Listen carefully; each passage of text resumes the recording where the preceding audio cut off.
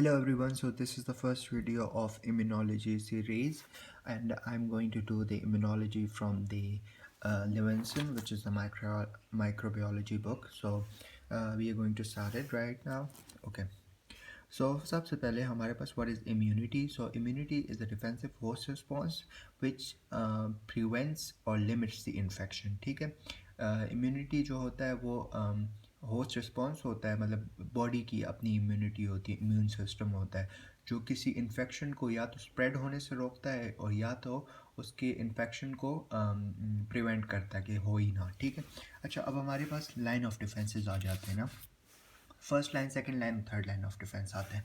अब सबसे पहले आता है first line of defence. First line defence जो होता है ना, ये हमारे पास लाइक एक फिजिकल बैरियर होता है against the harmful pathogen.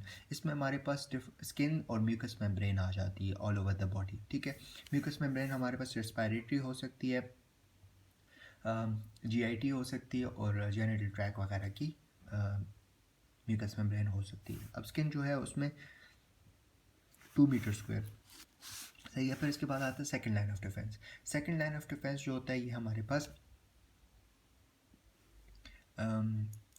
Innate immunity आती है इसमें. ठीक है. ये जीन इनकोडेड इम्यूनिटी होती है. ये नॉन स्पेसिफिक होती है फॉर एंटीजन, मतलब it's for all the antigens and it's gonna be very it's gonna be same for all the antigens. And इसमें न्यूट्रोफिल्स, मैक्रोफेजेस और नेचुरल किलर सेल्स, साइटोकाइन्स वगैरह आ जाते हैं. फिर थर्ड है हमारे पास थर्ड लाइन ऑफ इम्यूनिटी. इसमें आती है अडेप्टिव इम्यूनिटी. अच्छा, एडेप्टिव इम्यूनिटी में हमारे पास या तो सेल मीडिएटेड इम्यूनिटी होती है या तो हमारे पास ह्यूमोरल इम्यूनिटी होती है. ठीक है. सेल मीडिएटेड में हमारे पास बी सेल्स आते हैं और ह्यूमोरल इम्यूनिटी में सेल मीडिएटेड में टी सेल्स आते हैं और ह्यूमोरल इम्यूनिटी में बी सेल्स आते हैं. अच्छा, अब इम्यूनिटी जो है ना, इसमें हमारे पास या तो ये स्पेसिफिक होगी या तो ये नॉन स्पेसिफिक होगी. या तो इसमें मेमोरी सेल्स होंगे या तो इसमें मेमोरी सेल्स नहीं होंगे. ठीक है. या तो ये सेल्फ एंटीजन होगा या तो नॉन सेल्फ एंटीजन होगा. ठीक है.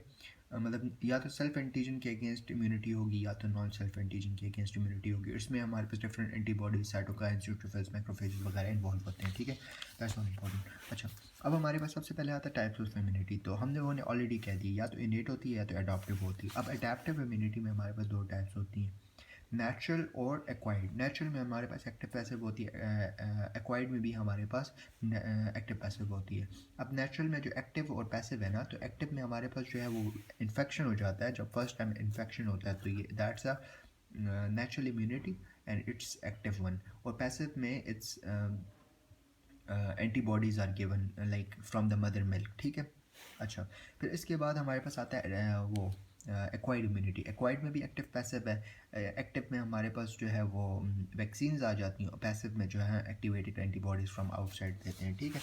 And we are going to do the differences between the active and passive immunity in like later on in this video. ठीक है. Now we can also divide the adaptive immunity into cell mediated and humoral immunity. ठीक है. अच्छा, now immunity में हमारे पास दो type of sales होते हैं इम्यून सिस्टम में. एक हमारे पास होते हैं माइलॉइड सेल्स, एक होते हैं लिम्फॉइड सेल्स. माइलॉइड सेल्स जो होते हैं या तो ग्रेनुलोसाइट्स बनाते हैं या तो मोनोसाइट्स बनाते हैं. ग्रेनुलोसाइट्स में हमारे पास बेसोफिल्स आते हैं, यूसिनोफिल्स आते हैं और न्यूट्रोफिल्स आती हैं. और मोनोसाइट्स में हमारे पास मैक्रोफेजेस वगैरह आ जाते हैं, प्लाज्मा सेल्स वगैरह आ जाते हैं और डेंड्रिटिक सेल्स आ जाते हैं. ठीक है. नाउ अब हमारे पास आते हैं लिम्फोइड सेल्स. लिम्फोइड सेल्स में हमारे पास आते हैं B lymphocyte, T lymphocytes and natural killer cells. ठीक है. अच्छा, अब हम आते हैं हमारे पास इनेट इम्यूनिटी. ठीक है. हमने ऑलरेडी कह दिया कि इनेट इम्यूनिटी जो होती है ये हमारे पास जर्म लाइन इम्यूनिटी होती है. ठीक है. It's not going to be specific for any kind of antigen because it's going to be same for all kind of antigens. Now in innate immunity we are going to have three things: anatomical barrier, we're gonna have humoral components, and we can have cellular components. In an anatomical barrier, we're gonna have the mechanical barrier, biological and chemical barrier. In a humoral component, we're gonna have the complement system, coagulation system, and cytokines. And in cellular components, we're gonna have the neutrophils, macrophages, natural killer cells, and all those stuff. अच्छा, सबसे पहले हम आते हैं anatomical barrier पे. Anatomical barrier में हमारे पास सबसे आते हैं mechanical barrier. Mechanical barrier simple, I'm gonna make it really simple for you. Anatomical barrier, mechanical barrier में हमारे पास आएगा स्किन और mucous membrane of all over the body, ठीक है। फिर इसके बाद आता है केमिकल बैरियर में। केमिकल बैरियर में हमारे पास होती है स्वेट होता है, स्लाइवा होता है, ठीक है, स्लाइवा होता है। इसके अलावा हमारी टेयर्स वगैरह होती हैं। स्किन पे हमारे डिफेंसिन होता है, रिस्पायरेटरी जो लंग्स होते हैं उसमें वो होती है, सर्फेक्टेंट्स होते हैं। स्टमक में हमारे पास HCl होता है और दैट्स इट। और हाँ, यूरिनरी ट्रैक्ट में होती है। बायोलॉजिकल बैरियर में हमारे पास स्किन में जो है वो नॉर्मल फ्लोरा होता है, और जो जितने भी म्यूकस मेम्ब्रेन मैंने ऑलरेडी कह दिया, रिस्पायरेटरी हो गया, GIT हो गया, और या तो वो हो गया यूरिनरी ट्रैक हो गया ना, तो उसमें IG एंटीबॉडी होती है, ठीक है। अब आते हैं अदर कंपोनेंट्स में ना, तो हमने कम्प्लीमेंट सिस्टम कर ली। कम्प्लीमेंट सिस्टम में हमारे पास मैक होता है, मेम्ब्रेन अटैक कॉम्प्लेक्स, ठीक है, जो ब्रेक डाउन कराता है। इसके अलावा ऑप्सनाइजेशन वगैरह होती हैं, फैगोसाइटोसिस और इंक्रीज परमेबिलिटी वगैरह, उन सब का फंक्शन होते हैं which we will do in further videos, ठीक है। अच्छा, इसके अलावा हमारे पास डिफरेंट साइटोकाइंस और लाइसोफेरेंस और लाइसोजाइम्स और साइटोकाइंस वगैरह भी होते हैं, ठीक है। अब आते हैं अडेप्टिव इम्यूनिटी पे। इननेट इम्यूनिटी में हमने 3 चीज़ें पढ़ी थी। क्या पढ़ा था? एनाटॉमिकल बैरियर पढ़ा था हम लोगों ने, इसमें ह्यूमोरल कंपोनेंट्स पढ़े थे और सेलुलर कंपोनेंट्स पढ़े थे। अब हम लोग आते हैं अडेप्टिव इम्यूनिटी में। अडेप्टिव इम्यूनिटी मैंने ऑलरेडी कह दिया है, या तो हमारे पास नेचुरल होता है या तो एक्वायर्ड होता है। फिर हमारे पास नेचुरल में भी एक्टिव पैसिव, एक्वायर्ड में भी एक्टिव पैसिव, और हमने फर्दर डिवाइड किया हुआ था इसको सेल मीडिएटेड ह्यूमोरल इम्यूनिटी में, ठीक है। और अब हम करते हैं इसके करेक्टरिस्टिक ना। करेक्टरिस्टिक इतना ख़ास यहाँ से करने की ज़रूरत नहीं है, ये मैंने डिफरेंसेस किए हुए इनेट और अडेप्टिव इम्यूनिटी में, यहीं से हो जाएंगे, ठीक है। इनेट इम्यूनिटी जो होती है ये हमारे पास जर्म लाइन इम्यूनिटी होती है। ये हमारे पास ऑन एक्सपोजर टू एंटीजन या on exposure to harmful pathogen जो है ये इम्यूनिटी होती है, ठीक है। इसमें हमारे पास ये नॉन स्पेसिफिक होती है, ये स्पेसिफिक होती है, ठीक है। इसमें मेमोरी नहीं होती, इसमें मेमोरी होती है।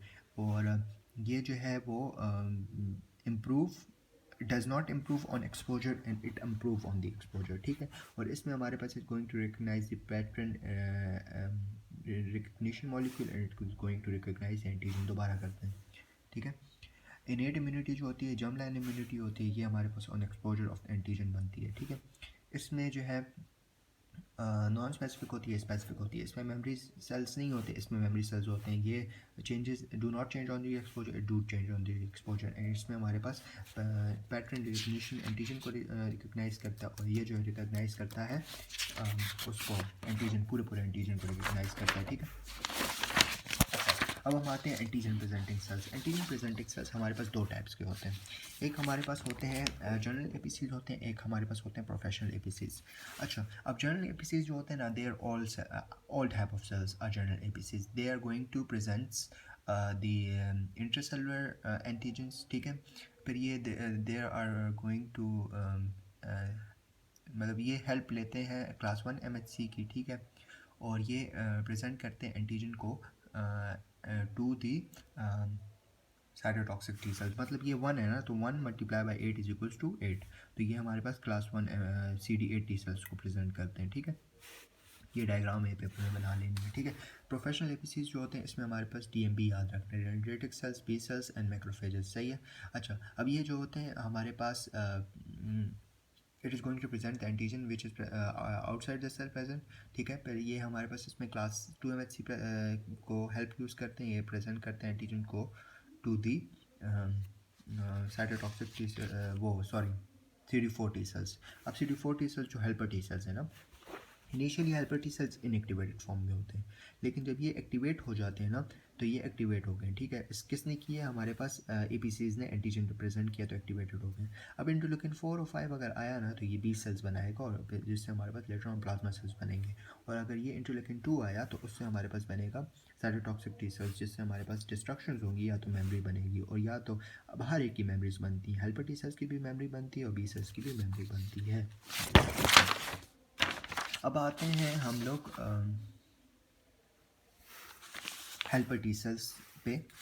ये बेसिक हम अभी कर रहे हैं ना, फिर बाद में हम लोग स्पेसिफिकली हर एक चीज़ को एक्सप्लेन करेंगे, ठीक है। हेल्पर टी सेल्स में हमारे पास निवाय हेल्पर टी सेल्स होते हैं। अब निवाय हेल्पर टी सेल्स जो होते हैं ना, इंटरल्यूकिन 12 की प्रेजेंस में वो बनाते हैं H1, और इंटरल्यूकिन 4 की प्रेजेंस में बनाते हैं H2, ठीक है। अब H1 जो होता है वो हमारे पास इंटरल्यूकिन 2 की प्रेजेंस में बनाता है साइटोटॉक्सिक टी सेल्स, और इंटरफेरॉन गैमा की प्रेजेंस में बनाता है मैक्रोफेज। और H2 जो होता है वो इंटरल्यूकिन 4-5 के प्रेजेंस में बनाता है B cells and plasma cells, ठीक है। अच्छा, अब आते हैं हम लोग टी सेल्स की डेवलपमेंट पे ना। तो ये हम लोग वैसे भी लेटर ऑन वीडियोस में कर लेंगे, तो सिर्फ हम हेल्पर टी सेल्स करते हैं और फिर आगे जाते हैं ना। अब हेल्पर टी सेल्स की हमारे पास डिफरेंट टाइप्स होती हैं, H1, H2, H17 and T regulatory ना। अब जो ये हम लोग ऑलरेडी कर चुके हैं। अब सिर्फ 17 जो है वो इंटरलेकिन 6 और ट्रांसफॉर्मिंग ग्रोथ फैक्टर बीटा की प्रेजेंस में एक्टिवेट होता है, और टी रेगुलेटरी भी ट्रांसफॉर्मिंग ग्रोथ फैक्टर बीटा की प्रेजेंस में रेगुलेट होता है, ठीक है। अब हम करते हैं एक्टिव और पैसिव इम्यूनिटी की डिफरेंसेस ना। अच्छा, अब एक्टिव इम्यूनिटी जो होती है ना, ये हमारे पास is a type of immunity in which immune cells are going to be response for initiating of immune system, ठीक है। इम्यून सेल रिस्पॉन्स होते हैं, इसमें हमारे पास इम्यून सेल रिस्पॉन्स नहीं होता, इनमें हमारे पास activated antibodies are given from the outside, ठीक है। अब ये जो होता है ना, इसमें मेमोरी नहीं होती, ठीक है। इसमें मेमोरी होती है, इसमें मेमोरी नहीं होती, ठीक है। It is going to be long lasting, it is going to be short lasting, it is going to have we can booster are effective, booster are less effective, applicable in not applicable in immunocompromised people, applicable in immunocompromised people। इसमें vaccine आ जाती हैं और इसमें हमारे पास antibodies वगैरह, activated antibodies from outside वगैरह आ जाती हैं। अच्छा, फिर एक चीज़ होती है active passive immunity. Active passive immunity is a type of immunity जिसमें हम एक्टिव इम्यूनिटी की चीज़ें भी दे रहे होते हैं, पैसिव की भी दे रहे होते हैं। जैसे कि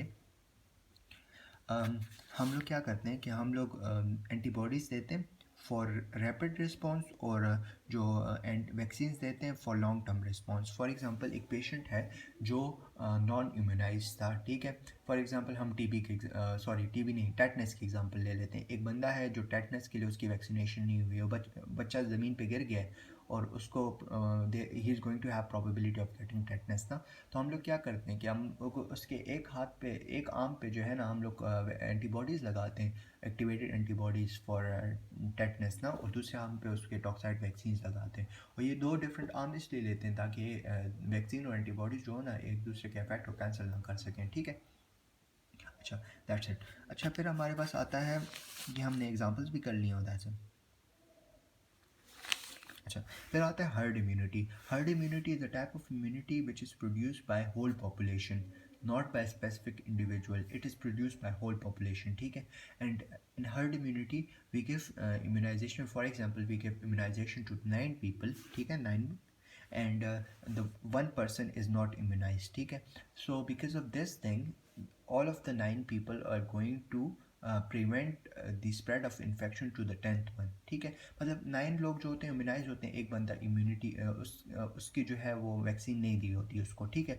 लेकिन बिकॉज ऑफ दोज 9 पीपल वो 10वां बंदा जो होता है वो भी प्रिवेंट कर जाता है किसी इन्फेक्शन या वायरस या बैक्टीरिया से, ठीक है। अब इसमें हमारे पास डिफरेंट टाइप ऑफ एग्जाम्पल्स हैं। पोलियो वैक्सीन हैं, ठीक है, या तो हमारे पास मीजल्स, मम्स, रुबेला वगैरह की एग्जाम्पल आ जाती है, ठीक है। अच्छा, फिर हमारे पास आता है, ये हम नेक्स्ट वीडियो में करते हैं because video is getting really long.